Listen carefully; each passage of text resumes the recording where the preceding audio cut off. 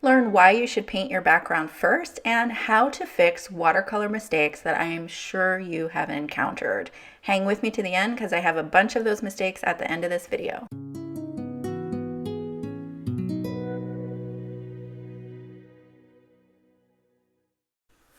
As always, I'll have all of the supplies linked in the description down below. And here I have the Simon Says Stamp Seas and Greetings stamp set. This is part of their new release, and I'll have a link to that in the supply list. The other thing I have is a piece of Saunders Waterford High White Rough Watercolor paper. I'm going to be doing a beach scene which has a lot of texture in it. With the water, with the sand, there's a lot of texture. There's going to be a lot of texture in the sky with clouds. And so rough watercolor paper is a great choice because you're automatically going to have texture added to your project just by the nature of the paper. I have an acrylic block here, and I've gone ahead and put the beach chair on the block. I'm going to stamp this with Distress ink in Antique Linen. Now, if you don't have Distress ink, you can use any of your dye inks as well. Just use a really light color. It doesn't have to be this beige color. It can be any kind of light color. I typically will pick one that coordinates with the color I'm going to be painting with.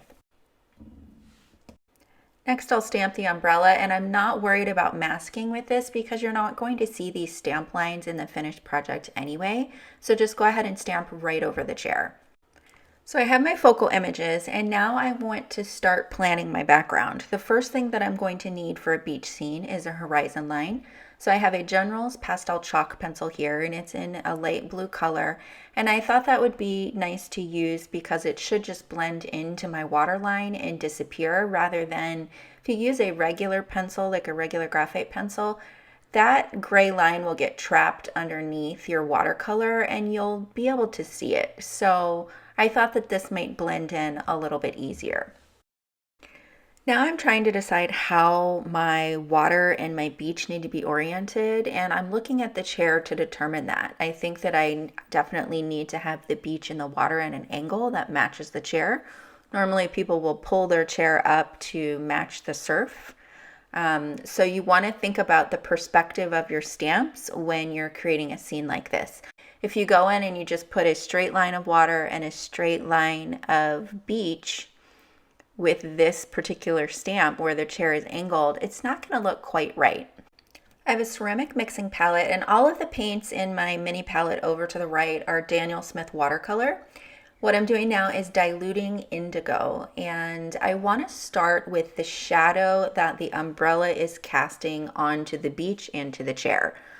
And in fact, I actually don't put a shadow on the chair itself. I think that would be a little too advanced for my skills, but I'll show you how I do the shadow. I've added just a little bit of QUINACRIDONE gold to this because I wanted to neutralize it a little bit. QUINACRIDONE gold leans a little towards the orange, and since that orange is a complement of blue, it'll help to neutralize the indigo just a little bit. So I've diluted it quite a bit because I just want a soft shadow. Once I'm done with the shadow, I do find that I could have gone a little bit darker.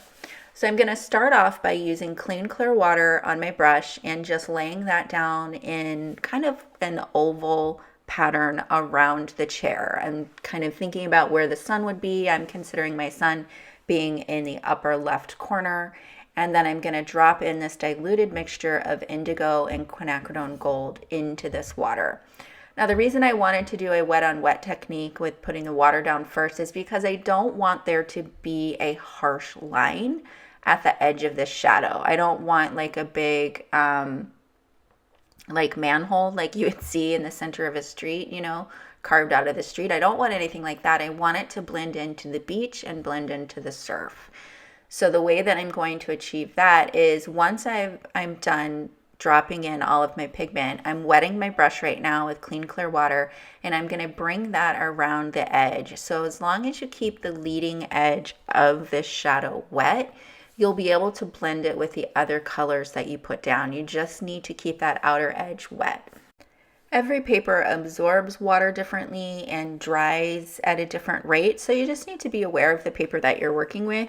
If you're really struggling with your watercolor, one of the biggest tips I can give is to look at different papers. Look at a higher quality paper. You'll have less frustration if you do that.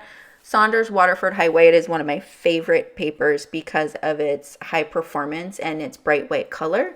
But B paper, which you can get on Amazon, 100% cotton, is also a good paper. I do recommend 100% cotton paper. Okay, so now I'm mixing buff titanium and goethite. That's Goethite. Goethite is a light brown color. It's super granulated, which is perfect for sand because sand is going to have a lot of textures in it. You've got to mimic the grains of sand. So you don't have to, but it's a nicer look if you're mimicking the grains of sand. Buff titanium is basically an unbleached white. So if you add that to any color, you're going to get a more opaque watercolor paint. It is an opaque paint. Goethite is also not translucent. It has a little bit of semi-opacity to it. But again, it's perfect for sandy beaches and sandstone buildings, if you're an urban sketcher, those types of things. My palette was moving around a bit, so I grabbed the Simon Says Stamp Positively Everything tool, PET or PET, and it's just going to hold my palette in place, but you can use it for a bunch of other things like cleaning your brushes or opening jars. It's just a great tool to have around. And so I'm just going to build up the color on my sand. And I've covered a little bit more of my shadow than I would have liked, but you can see that I'm adding a little bit of that sandy color over the shadow because it's not really realistic to have just that gray and not some of the sandy color in there. And you can see that I've put in my sand at an angle. So now I'll start mixing up some of the watercolor. So I have Cerulean Blue Chromium, which is also a granulating paint. I have a bit of indigo because I know I want to have some darker areas. And then I'm going to use Phthalo Blue Green shade. I'll start by wetting the area again. So again, I want to keep that sandy area, the leading edge of that sandy area, a little bit wet. It's okay if you have a bit of a harsh line there, but I want some of that to blend in, and I want a little bit of that sandy color to be underneath the water as the surf is coming up onto the beach. And I'm just wetting that pastel chalk line to make sure that that is going to blend in. Then I'll drop in a light diluted mixture of the cerulean blue. That cerulean blue also has a little bit of the phthalo blue green shade in it, and you can see that I'm leaving quite a bit of white areas. So I want to mimic the waves without having to paint waves. So I'll paint this in a patchy manner so that I can leave some lighter areas or white areas for the waves and just added texture. And I feel like this is looking a little too blue. So now I'm adding phthalo green blue shade, different than the phthalo blue green shade. And I'm adding the other blues to it to tone it back because it's super bright. I have a diluted mixture of that on my brush, and I'm going to glaze over the sandy beach with that to create the edge of the surf. And I'm going to leave it alone. I'm not going to blend it in. I want a little bit of a harsh edge there so it looks like the water is coming in and going back out with that kind of organic watery edge. So I'm just tidying up the edges around the chair, making sure that I've gotten all of the areas, and you can see right in there I missed where there should be some water. You can see through the chair, so I want to add that in. And that's our first layer of water. I definitely want it to be brighter. It's looking kind of anemic right now, so I'm going to add in more of a concentrated mixture of the phthalo blue green shade along with the other colors that we have up in there. And I'm going to keep that mostly at the horizon line. I don't want to bring that too far forward because I don't want to lose that beautiful glazing that we have right at the edge of the sand. And I'm skipping over the surface to make sure I leave some lighter areas there.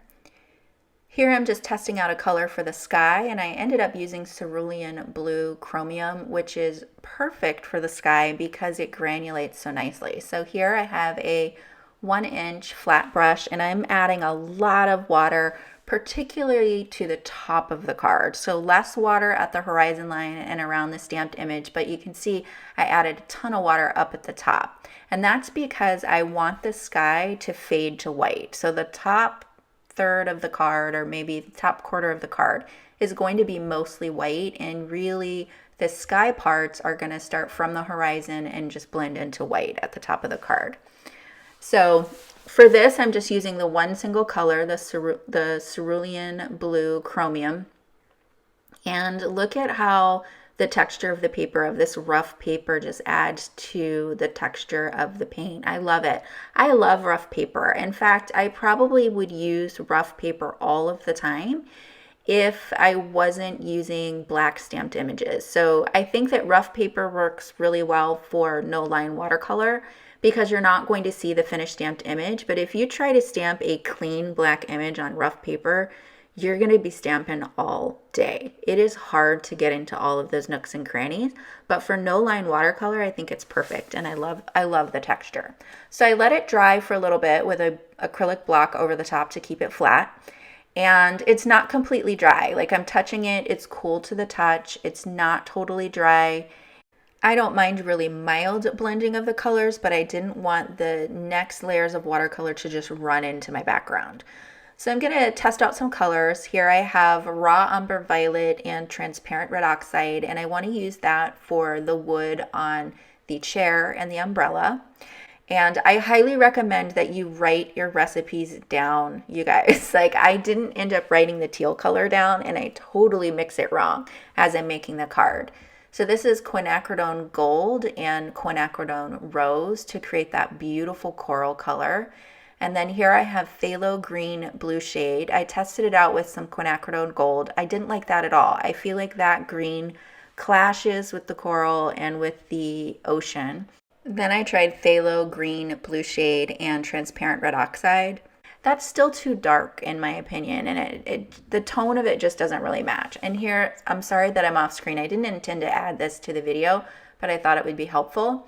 Here I mixed the phthalo green blue shade with cerulean blue, and that matches much better. Now, so this is another advantage of why you should paint your background first, is because there's not a lot of wiggle room in the colors of a beach scene background, right? You've got the blue sky, the blue water, the beige sand. And so once you have that color palette, being able to use some of those colors to mix the other colors for your focal images can help you create a more cohesive color palette. So, you know, I can grab a little bit of that cerulean blue, which is the main blue that I use, and mix that with the phthalo green to get a more cohesive palette, because mixing those other yellows with that, it just didn't match up as well. So that's another trick you can use.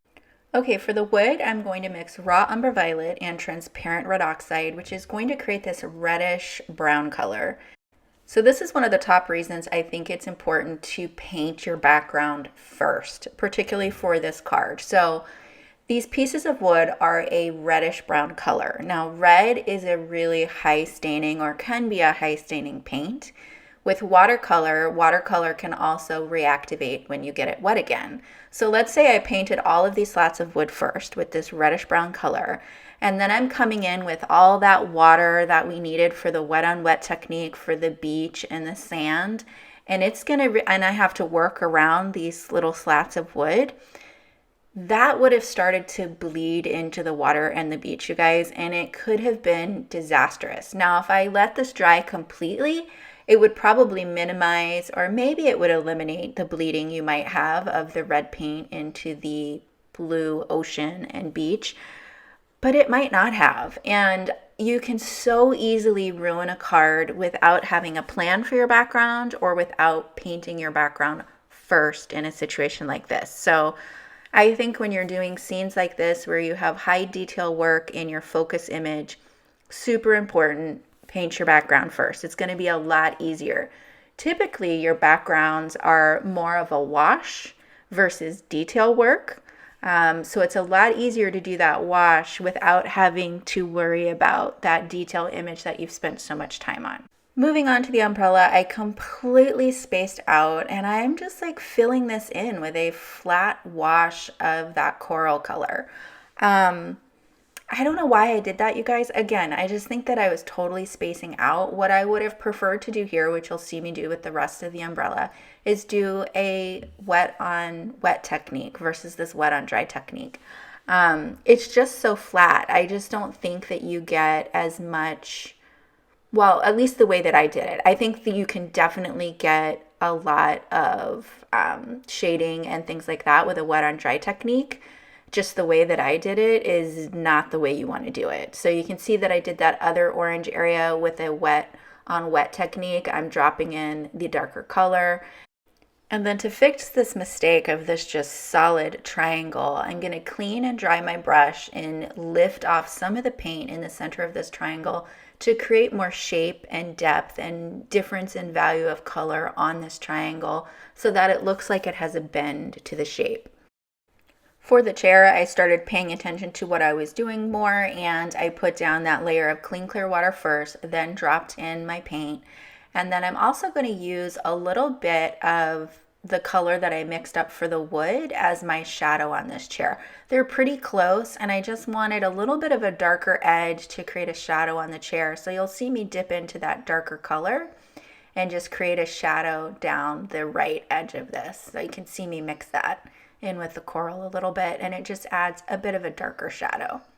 I left just the tiniest sliver of white in between the bottom of the chair and the back of the chair there, you can see, in between those pieces of wood, just to make sure that they didn't bleed into each other and to create that delineation between those two parts of the chairs.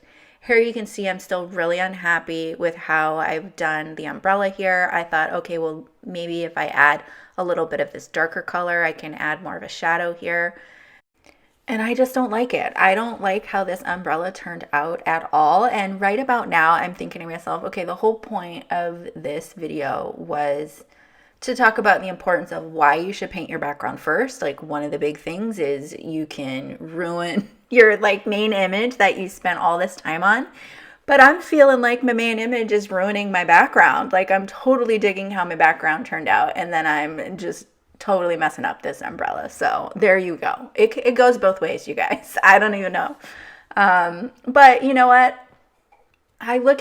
So I had about an hour and 15 minutes of footage for this card. That's about how long it took me, which for a lot of people probably seems ridiculous that you would spend an hour and 15 minutes on a card. Maybe not. But for me, every single project that I do is a learning experience. And for me, the majority of my projects are cards because it's a small canvas. I am not comfortable enough yet to do large scale watercolor. So look at this, you guys. I mean, total disaster happening here. Oh my God. So I was getting tired. I was getting frustrated. I did not let that umbrella dry before I came in with the green. I totally mixed the wrong color for the green. I didn't use the cerulean blue at all. I couldn't even remember that's what I used. So I mixed QUINACRIDONE gold and that phthalo green blue shade, and it's totally the wrong color. I don't feel like it goes as well. And yeah, it totally bled into the other umbrella. So in any case, this is real world crafting, and I thought it would be helpful for you to see some of the errors that can happen when you're doing your project. You've spent a lot of time on it, so you can see maybe how to rescue it. The biggest thing is don't panic and don't quit. I don't like this umbrella, but I'm not going to quit on this card. I spent all this time on it. I really like how the background turned out, so I'm not going to quit at it. Also, I think it's weird that I have two orange triangles, and I don't know. I feel like it's weird that yellow and the teal aren't anywhere else on this card. It really kind of bothers me. I don't know. So in an effort to add that same teal somewhere else in the card, I'm going to try and use the watercolor on the sentiment stamp. Now, I've done this with solid stamps and outline stamps.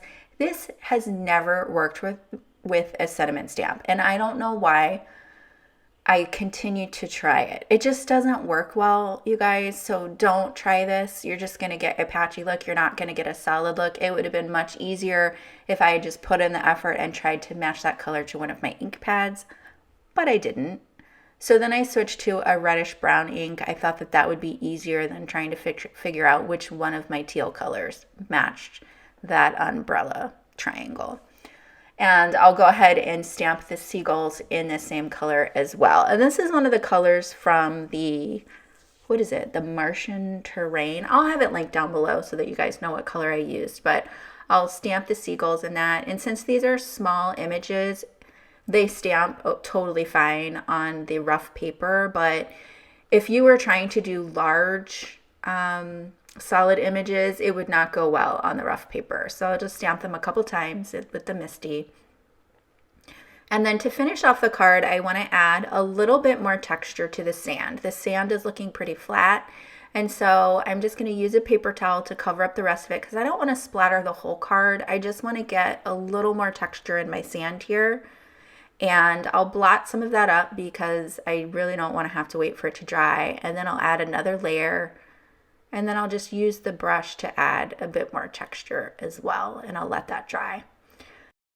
So what do you think? Do you think you should paint the background first? Let me know in the comments down below. I hope that you learned some tips for fixing some of your watercolor mistakes today. And if you enjoyed this video, be sure to like and subscribe. Thanks so much for joining me today, and I'll see you soon with more inspiration.